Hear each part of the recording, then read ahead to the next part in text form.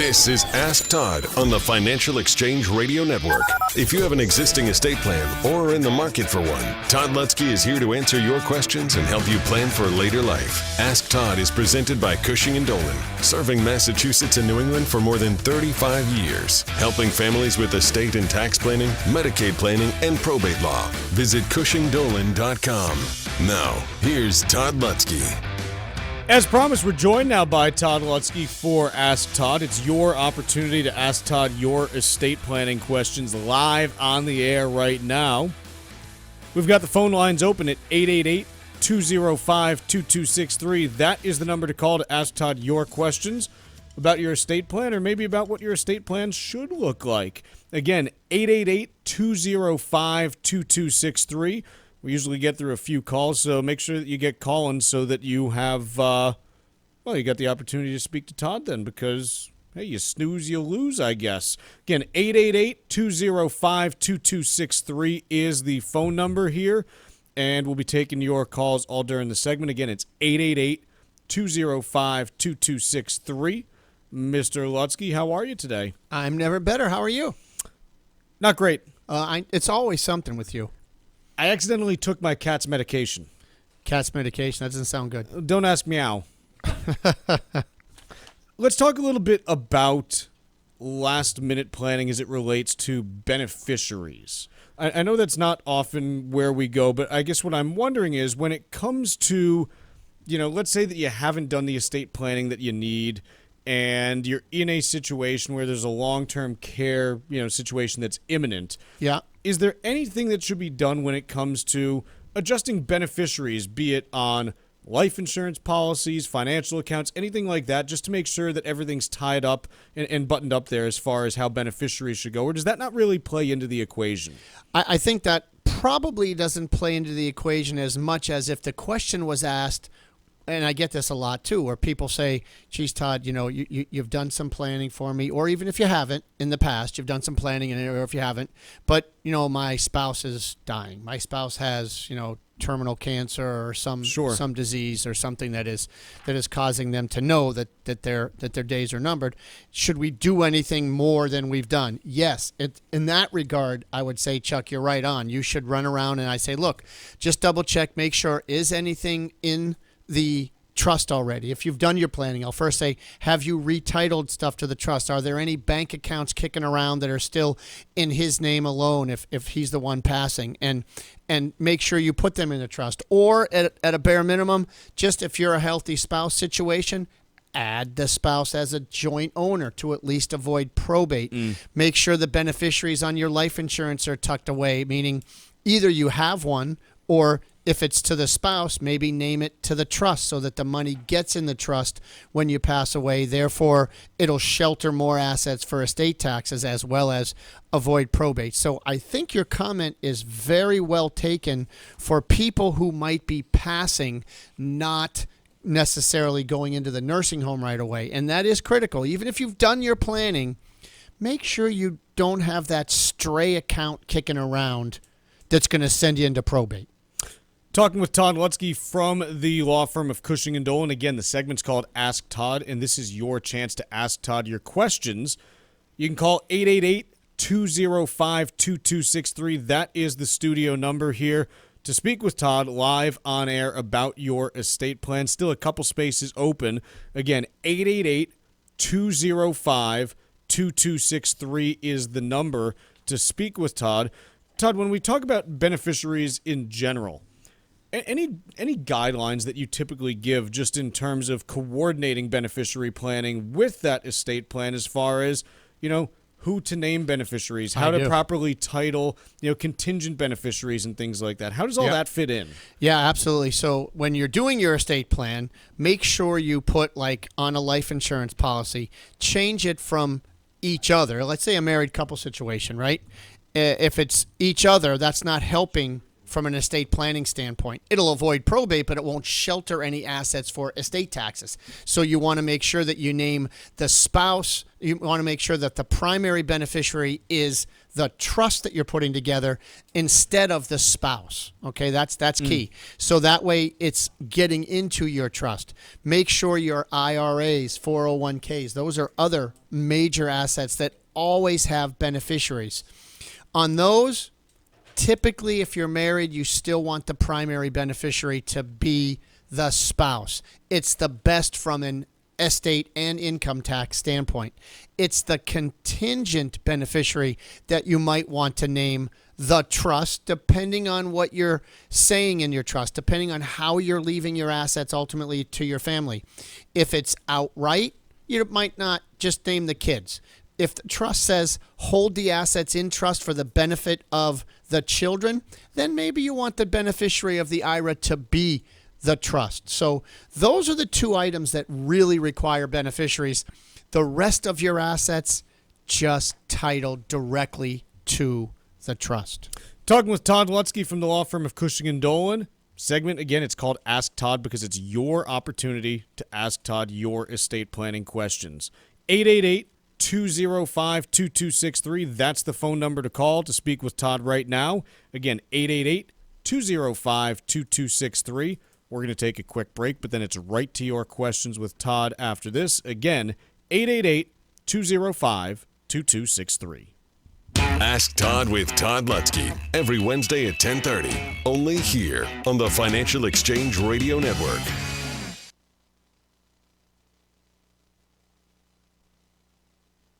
You're listening to Ask Todd with Todd Lutsky on the Financial Exchange Radio Network.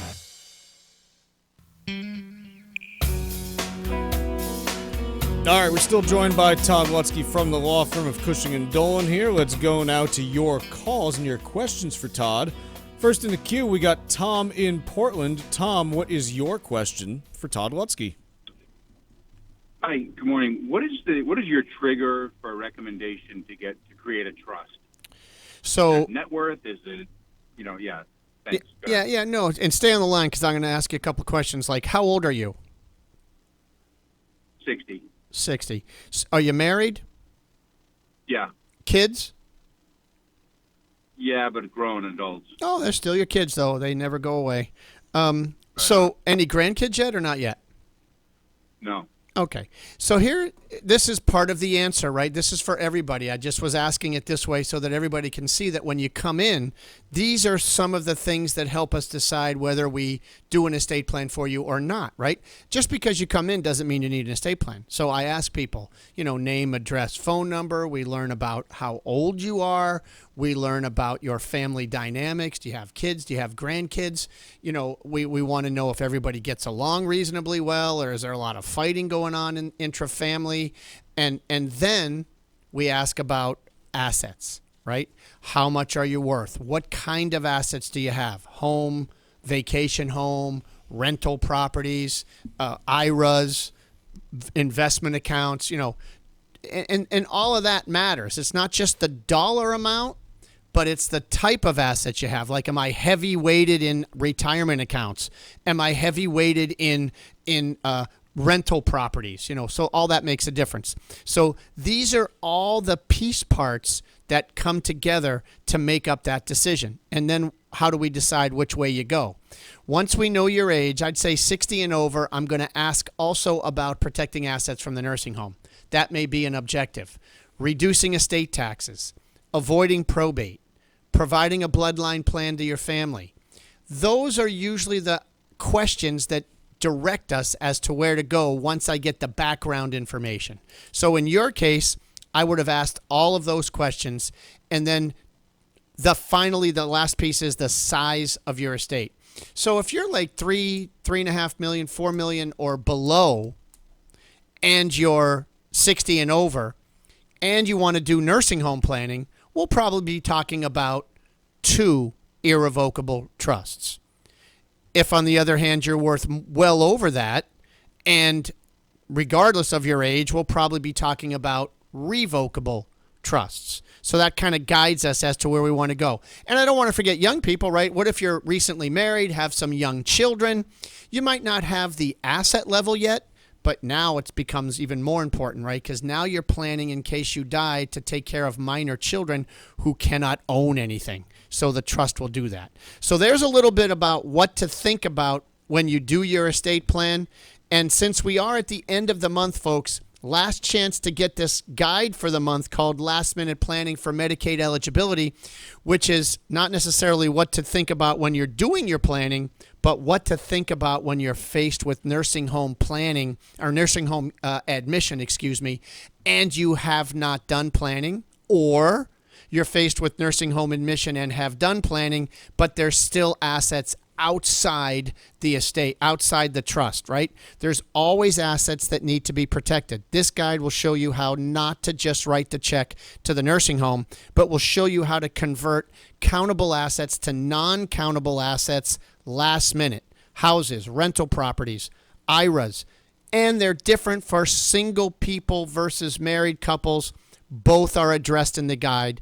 Last chance to get it, folks. 866-848-5699 or legalexchangeshow.com. One last time, 866-848-5699 or legalexchangeshow.com. Todd, I've got another caller for you here. Let's go to Jeff in Florida. Jeff, you are on with Todd Lutsky. Thank you.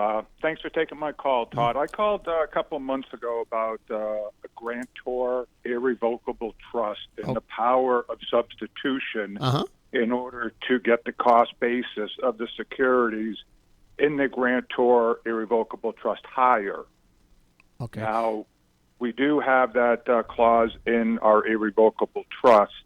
My question is if you're taking securities from, let's say, my parents' trust, and we're swapping them with the kids' trust, which is the grantor irrevocable trust, we have to fill out paperwork, send it through our financial house, and they're going to make the swap. Now, it's basically impossible to get it to even out to the dollar because depending upon when they're going to switch the securities. Is that going to be a problem if it's a little bit off? So first, let me ask you this. Are these irrevocable trusts you're talking about Medicaid irrevocable trusts, or are they where you've made a completed gift and the assets are out of the estate for estate tax purposes? The latter. It's out of the estate. Okay, you're right. So you do need the power. The power of substitution in and of itself is not what gets you a step up in basis, but what it does allow you to do is say, hey, wait, stuff I gave away, I'm dying now, and I want to now get that out so that it's low basis into my estate and put something of equal value back. I have never heard of whether or not whether the security went up or down before you made the change is ultimately going to matter, right? The bottom line is that you're trying to do it with a fiduciary capacity to put something of equal value back into the estate or back into the trust while taking out low basis assets and putting them back into the estate. So for everybody else's edification, that means when you die with those low basis assets, they will get a step up in basis, eliminating the built-in gain, whereas hopefully you moved assets into the trust that are high basis so you don't have to worry about losing the step up because they're already high basis. I think overall, Jeff, that if it's a little bit off here or there, I don't think it's going to disqualify the entire transaction. In other words, at the end of the day, if you end up dying with those assets in the estate of the decedent, I can't imagine the government's going to say, yeah, that's not part of your estate. So they're going to be included, even though the amount you put in might not be exact. So great question, and I don't know that there's an actual law or an answer directly for that to give you a complete answer. Mr. Lutsky, thank you so much for the time today. Always a pleasure. Thank you. This has been Ask Todd on the Financial Exchange Radio Network. Ask Todd with Todd Lutsky has been presented by Cushing & Dolan, serving Massachusetts and New England for more than 30 years, helping families with estate and tax planning, Medicaid planning, and probate law. Call 800-393-4001 or visit CushingDolan.com. The views expressed in this segment are solely those of Cushing & Dolan. Armstrong Advisory does not provide any legal or tax advice. Please consult with your legal or tax advisor on such matters. Cushing and Armstrong do not endorse each other and are not affiliated. Changes to Medicaid occur almost every year, and if you're not informed, your assets could be at risk, especially if you or your spouse need nursing home care. Cushing & Dolan are experts in elder law, and their new guide is called Last Minute Medicaid Eligibility. It'll help you understand the Medicaid process, which is critically important if you're retired or getting close to retiring. The guide has important information regarding numerous strategies that can protect your assets from the nursing home. It could be your primary home, a vacation home, or any rental property you may own. You've worked hard to achieve wealth, so don't take chances when it comes to protecting it. Get your copy of Cushing & Dolan's brand new guide called Last Minute Medicaid Eligibility. Call right now, 866-848-5699. That's 866-848-5699. Or you can request it online by visiting LegalExchangeShow.com. That's LegalExchangeShow.com. The proceeding was paid for and the views expressed are solely those of Cushing & Dolan. Cushing & Dolan and or Armstrong Advisory may contact you offering legal or investment services. Cushing & Dolan and Armstrong Advisory do not endorse each other and are not affiliated.